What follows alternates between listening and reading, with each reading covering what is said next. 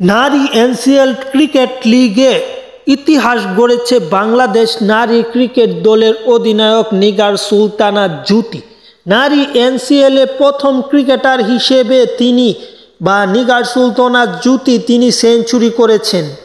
দলের হয়ে তিনি অত্যন্ত সুন্দর খেলেছেন ম্যাচের প্রথম থেকে শেষ পর্যন্ত।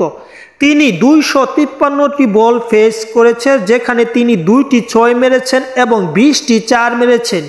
সব কিছু মিলিয়ে তিনি অত্যন্ত সুন্দর খেলেছেন এবং 47 স্ট্রাইক রেটে ব্যাট করে তিনি রান সংগ্রহ করেছে 153 রানে। এখন পর্যন্ত অপরাজিত আছে বাংলাদেশ নারী ক্রিকেট দলের অধিনায়ক নিগার সুলতানা জ্যোতি। তিনি প্রথম ক্রিকেটার হিসেবে নারী এনসিএল ক্রিকেটে সেঞ্চুরি দেখা পেলেন এবং এই রেকর্ড হয়তো ভাঙতে সময় লাগবে, কিন্তু সেঞ্চুরি করলেও তার এই ব্যক্তিগতভাবে 153 রানের রেকর্ডটা ভাঙতে সময় লাগবে।